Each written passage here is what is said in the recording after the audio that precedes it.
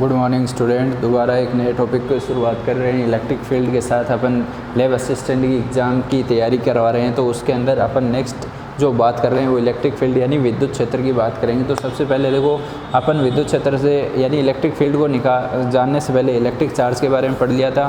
Charge दो type के होते हैं, एक पॉजिटिव और एक नेगेटिव। तो देखो, सपोज करो ये पॉजिटिव है और ये आपका क्या है, नेगेटिव।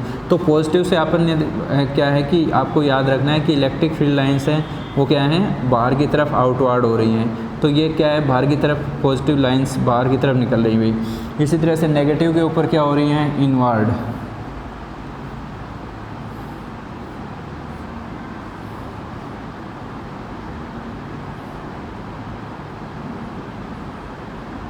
ये इनवर्ड लाइनें इसके अंदर की तरफ आ रही है। तो यानी इसके चारों तरफ एक एरिया बन रहा है। यानी ये जो पॉजिटिव लाइंस हैं इसके चारों तरफ एक एरिया बन रहा है। जिस तरह से अपन ने देखा है कि एक मैग्नेट के पास नीडल लेकर आते हैं तो मैग्नेट के चारों तरफ क्या बन जाता है, एक एरिया बन जाता है, वो उसके चारों तरफ मैग्नेटिक फील्ड बन जाता है। उसी तरह से चार्ज के चारों तरफ भी आपको याद रखना है एक फील्ड बन जाता है जिसको अपन क्या बोलते हैं, इलेक्ट्रिक फील्ड। दूसरे शब्दों में अपन ऐसे डिफाइन कर सकते हैं, यानी इस फील्ड के अंदर इसके पास यदि मैं दूसरा को चार्ज लेकर आता हूँ तो एक फोर्स को एक्सपीरियंस करेगा, यानी फोर्स वो क्या करेगा, फील करेगा, फोर्स लगेगा उसके ऊपर। उसी एरिया को अपन, जिस एरिया के अंदर उसके ऊपर एक फोर्स लग रहा है, उसी एरिया को अपन क्या बोलेंगे, इलेक्ट्रिक फील्ड बोलेंगे। तो उसकी जो वैल्यू निकालनी है वो कैसे निकालेंगे, तो देखो इलेक्ट्रिक फील्ड को निकालने के लिए सपोज करो अपन ने यहाँ पे कोई भी पॉइंट ले लिया और इसके ऊपर अपन को ऑब्जर्वेशन कर रहे हैं। तो क्यू नोट मैंने एक बाहर से कोई चार्ज लेकर आ रहा हूँ जिसको अपन क्या बोलते हैं, टेस्ट चार्ज।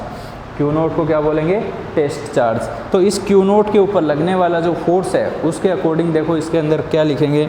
तो आपको इसको सबसे पहले इसके ऊपर लगने वाला जो फोर्स है उसके ऊपर थोड़ी चर्चा करते हैं। तो सबसे पहले इलेक्ट्रिक फील्ड को इंडिकेट कैसे करना है, ई से इंडिकेट करना है। और ई की जो वैल्यू होती है वो क्या होती है, F upon Q, F upon Q. तो यहाँ से आपको क्या ध्यान में रखना है, एफ अपॉन क्यू को क्या लिख सकते हैं, यूनिट क्या लिखोगे इसकी, न्यूटन पर कूलाम। क्या लिखेंगे, न्यूटन पर कूलाम। ये आपको याद रखनी है, ये इसकी यूनिट होती है। यहाँ से दूसरा जो आपको याद रखना है वो क्या है, दूसरी जो अनोदर यूनिट है वो क्या है, वोल्ट पर मीटर, वोल्ट पर मीटर। इसको आपको ध्यान में रखना है। दूसरी जो यूनिट है वो आगे सेकंड चैप्टर करेंगे उसके अंदर ये यूनिट आएगी। यहाँ से इसकी जो डायमेंशन इक्वेशन है वो क्या आएगी, देखो न्यूटन की जो डायमेंशन होती है वो क्या होती है, m1 L1 T-2 और कूलाम की बताई हुई है 80। तो इसको अपन रीअरेंज करेंगे तो आपके पास वैल्यू आएगी m1 L1 T-3 और a-1। ये इसकी क्या आएगी भाई, डायमेंशन आएगी। करेक्ट है, m1 L1 T-3 और a-1, ये इसकी क्या आएगी, प्रॉपर डायमेंशन आएगी। किसकी, इलेक्ट्रिक फील्ड की, राइट। तो ये यहाँ से अपन क्या है, एफ अपॉन क्यू नोट से अपन इसको इंडिकेट करेंगे एक। और दूसरा क्या है, ये वेक्टर क्वांटिटी है तो वेक्टर के लिए अपन इसके ऊपर ये सिंबल यूज़ करेंगे। इसके अलावा अपन देखो इसके ऊपर बात करें टेस्ट चार्ज। तो टेस्ट चार्ज का मतलब क्या होता है कि यानी वो चार्ज जिसका मैग्नीट्यूड तो कितना हो, 1 हो, और जिसकी नेचर यानी वो ऑलवेज क्या होता है, पॉजिटिव होता है। कि हमेशा क्या होता है भाई, पॉजिटिव होता है, और उसका खुद का कोई इलेक्ट्रिक फील्ड नहीं होता है। वो उसके ऊपर क्या है, दूसरा फोर्स लगाएगा। इस चार्ज की वजह से इसके ऊपर फोर्स लग रहा है, इसके कारण इसका कोई इलेक्ट्रिक फील्ड नहीं है। इसको आपको याद रखना है। अब नेक्स्ट अपन बात करते हैं किसकी भाई, देखो electric field due to a point charge. किसकी बात करेंगे, इलेक्ट्रिक फील्ड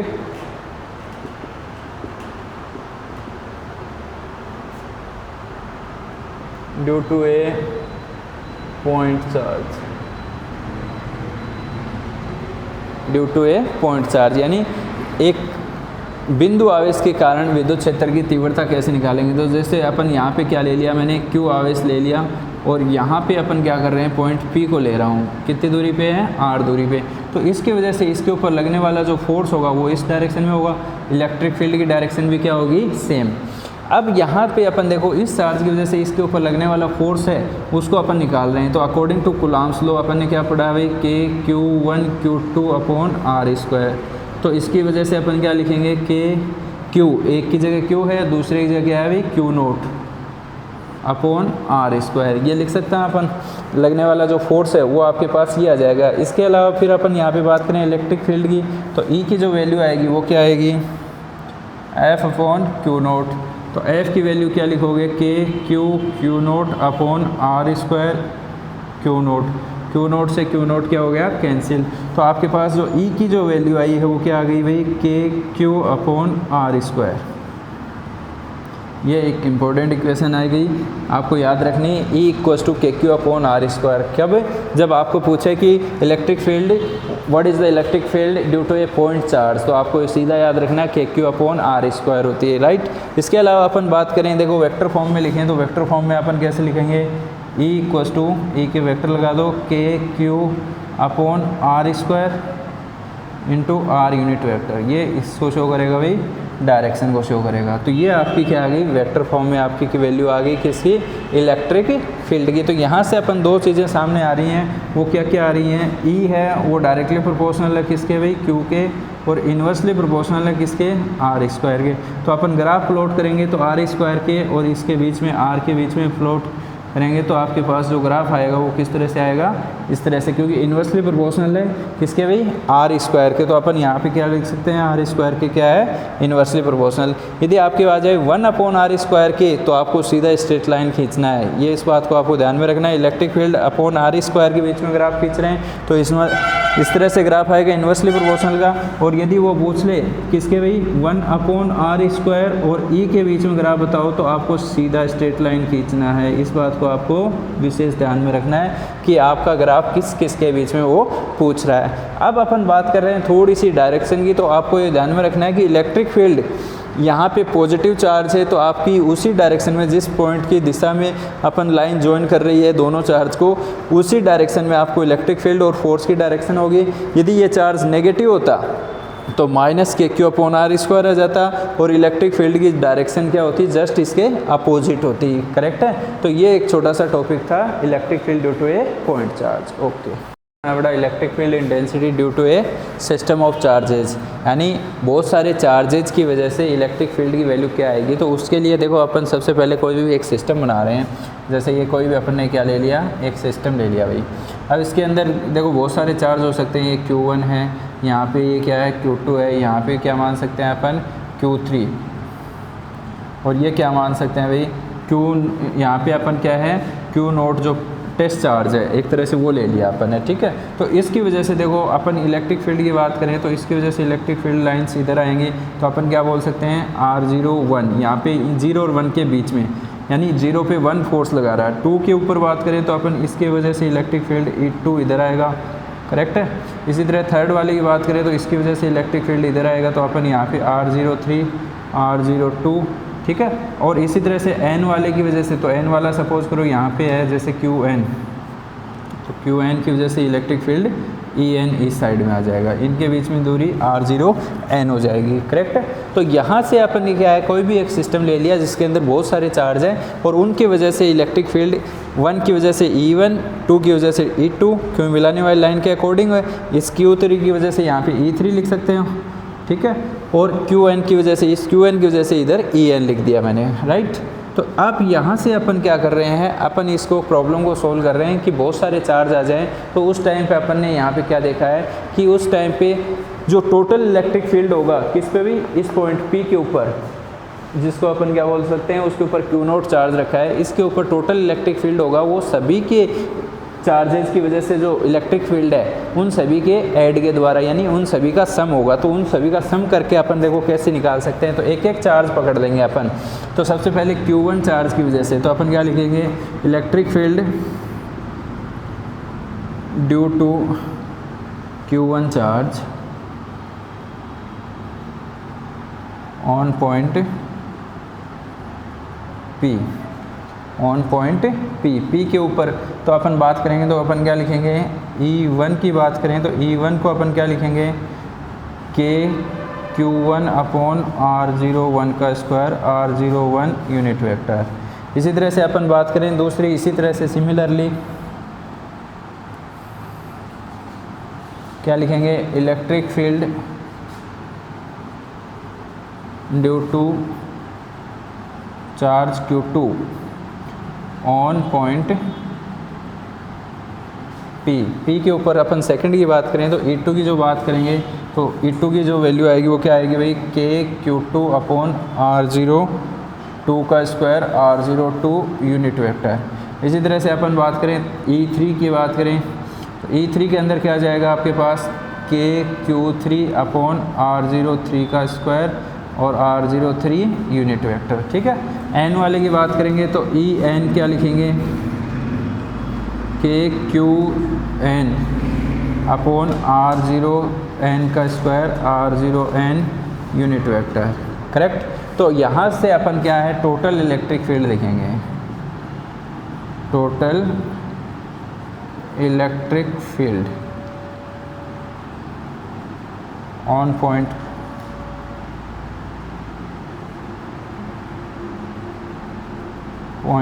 P के ऊपर देखो सभी का सम हो जाएगा, यानी टोटल इलेक्ट्रिक फील्ड क्या होगा, E1 plus E2 plus E3 EN। ठीक है, ये सभी का सम कर देंगे। तो सम करने के बाद में देखो आपके पास जो वैल्यू आ रही है वो क्या आ रही है, देखो E इक्वल्स टू क्या लिखोगे, KQ1 R01 का स्क्वायर KQ2 अपॉन R02 का square R02 unit vector plus KQ3 upon R03 का स्क्वायर R0N यूनिट वेक्टर। ठीक है, इसी तरह से लास्ट वाला लिख देंगे KQN अपॉन R0N का स्क्वायर R0N यूनिट वेक्टर। यहाँ से देखो आप क्या देख रहे हो, K कॉमन लिया जा सकता है और K कॉमन लेकर अपन क्या करेंगे, E को पूरी समेसन के रूप में लिखेंगे। तो K यहाँ पे मैंने कॉमन ले लिया और यहाँ पे बड़ा सा समेसन लगा दिया I इक्वल्स टू 1 से लेके N तक। यहाँ पे क्या लिखेंगे, QI R0I का स्क्वायर और R0I यूनिट वेक्टर। यह आपका क्या आ गया भाई, इलेक्ट्रिक फील्ड आपके फाइंड वैल्यू आ गई। अब देखो समेसन कैसे लगाया इसको भी समझना ज़रूरी है। देखो आई की वैल्यू यहाँ पे, जहाँ पे आई लिखा है मैंने वहाँ पे 1 रखो, क्योंकि इनिशियल पोजीशन क्या है आपकी 1 है। तो 1 रखेंगे तो फर्स्ट स्टेप कंप्लीट बन जाएगी आपकी। देखो 1 रखेंगे तो पहला जो स्टेप है ये कंप्लीट बन जाएगा। ये जो एक के बाद 2 आएगा तो दूसरा बन जाएगा। प्लस समेसन का मतलब होता है प्लस लगाते चलो और फिर एक एक वैल्यू लिखते चलो। लास्ट कहाँ तक रखना है, एन तक। तो एन रखेंगे आई की जगह तो लास्ट वाली स्टेप बन जाएगी। तो ये पूरी जो स्टेप लिखी है एन तक वो अपन एक ही स्टेप में लिख सकते हैं समेसन लगाकर। ठीक है, तो यहाँ से अपन देखो सेम वही फॉर्मूला आ जाएगा, बस फ़र्क इसमें इतना है कि यहाँ पे टोटल इलेक्ट्रिक फील्ड है वो सभी चार्जेस की वजह से इंडिकेट होगा, और वो चार्ज पॉजिटिव हैं तो साइन प्लस का आ जाएगा और नेगेटिव हैं तो साइन माइनस का आ जाएगा। और जो डायरेक्शन कैसे दी जाएगी, डायरेक्शन अपन क्या है वेक्टर लॉ का फॉलो करते हुए अपन क्या है उसकी टोटल डायरेक्शन देंगे। अपना देखो बेटा इलेक्ट्रिक फ्लक्स क्या होता है। तो इलेक्ट्रिक फ्लक्स को जानने से पहले देखो आप अपने बेसिक चीज़ों के सामने कोई चीज़ को एग्जांपल लेकर अपन कोई चीज़ को समझते हैं तो वो ज़्यादा क्लियर होती है। फॉर एग्जांपल जैसे आपके घर के अंदर विंडो है और विंडो को अपन ओपन करते हैं तो बाहर की हवा वो आपके कमरे में आती है। तो वो जितने फ्रेम में से जितनी हवा आपके कमरे में आ रही है उसको अपन क्या बोल सकते हैं, एयर फ्लक्स। यानी पूरी एयर तो हवा नहीं आएगी, उसका कुछ भाग आपकी कमरे में पास हो रहा है तो उसको अपन क्या बोलेंगे, एयर फ्लक्स। करेक्ट है। इसी तरह से अपन बात करें जैसे वाटर का फ्लो हो रहा है, जैसे नदी में पानी चल रहा है या फिर तालाब में कहीं पे भी, तो वहाँ पे आप क्या कोई भी फ्रेम लगा दो तो फ्रेम में से पूरा पानी नहीं निकलेगा, उसका कुछ भाग उसमें से पास होगा, जिसको अपन क्या बोल सकते हैं, वाटर फ्लक्स। क्या बोलेंगे, वाटर फ्लक्स। तो जो उस फ्रेम में से पास हो रहा है उसको अपन बोलेंगे वाटर फ्लक्स। तो उसी तरीके से अपन यहाँ पे किसकी बात करेंगे, इलेक्ट्रिक फ्लक्स की बात करेंगे। तो इलेक्ट्रिक फ्लक्स से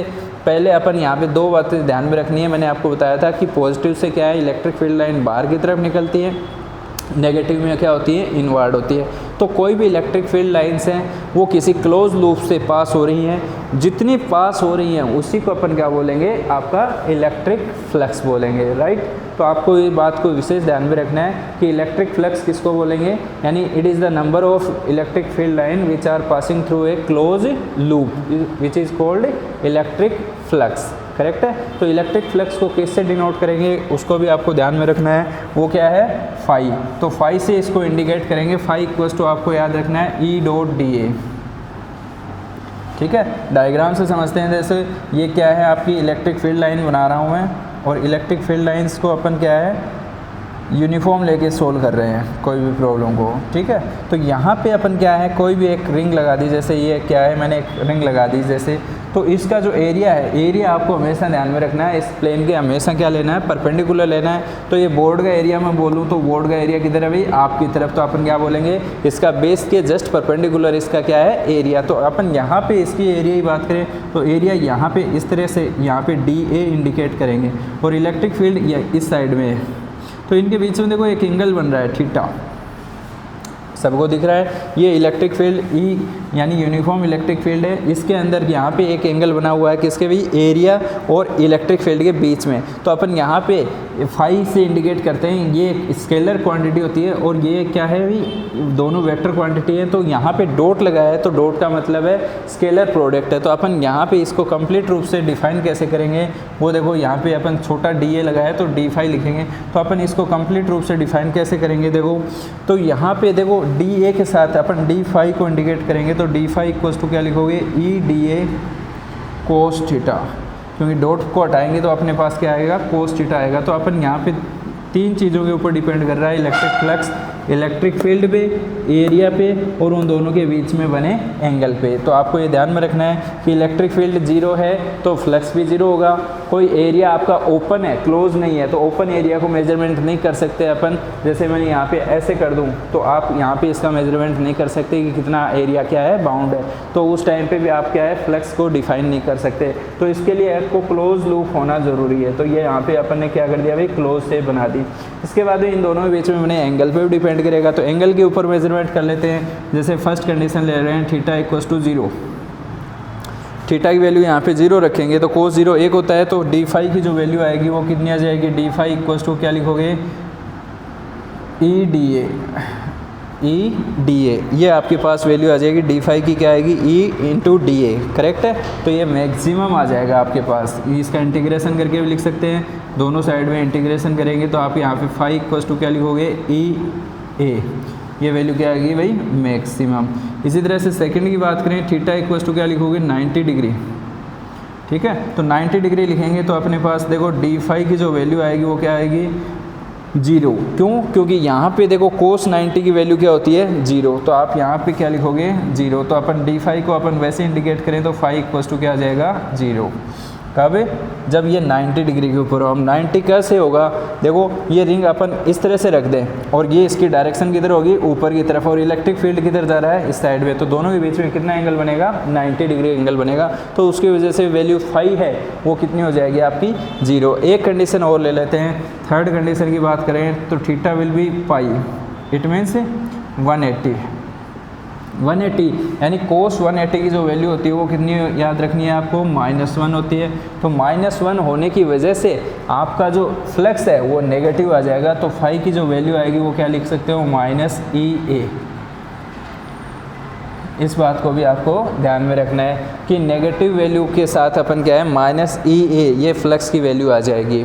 अब फ्लक्स की अपन बात करते हैं, थोड़े से यूनिट और डायमेंशन की बात कर लेते हैं। तो फ्लक्स का जो फॉर्मूला है वो आपके सामने लिखा पड़ा है। देखो D5 का जो फॉर्मूला है, 5 इक्वल्स टू क्या लिखा है, E.A। E का जो यूनिट लिखा था अपन ने अभी लिखा था, फोर्स पर यूनिट चार्ज यानी न्यूटन पर कूलम, ठीक है। और उसके साथ में आप क्या लिखोगे, न्यूटन के साथ में क्या लिखोगे भाई, न्यूटन इंटू मीटर स्क्वायर पर कूलम, यानी अपन यहाँ पे लिखे तो न्यूटन मीटर स्क्वायर पर कूलम लिख सकते हैं। तो ये आपको क्या याद रखना है, इसका फ्लक्स का क्या होता है, यूनिट होती है। यहाँ से इसकी डायमेंशन की बात करें तो न्यूटन की क्या लिखेंगे, m1 L1 T-2, metre square की बात करें तो L2 आएगा, और कूलम की बात करें तो 80 आएगा। तो इसको रीअरेंज करेंगे तो आपके पास वैल्यू क्या आएगी, m1 L3 T-3 और A-1। ये आपके पास क्या आ गई भाई, आपकी कंप्लीट डायमेंशन आ गई किसकी, फाई की। तो फाई क्या है, एक ये भी याद रखना है, स्केलर क्वांटिटी है, ठीक है, यानी अदिश राशि है। हिंदी में क्या बोलते हैं, अदिश राशि, अदिश राशि है, ठीक है। तो ये आपको फ्लक्स का फॉर्मूला आपको आना चाहिए, क्योंकि गाउस लॉ के अंदर इस फॉर्मूले के बिना कोई भी एप्लीकेशन नहीं हो पाएगी। तो गाउस का फॉर्मूला करने से पहले आपको इलेक्ट्रिक फ्लक्स के बारे में आपको जानना ज़रूरी है। तो ये आपका एक छोटा सा क्या था, इलेक्ट्रिक फ्लक्स का वीडियो। ओके।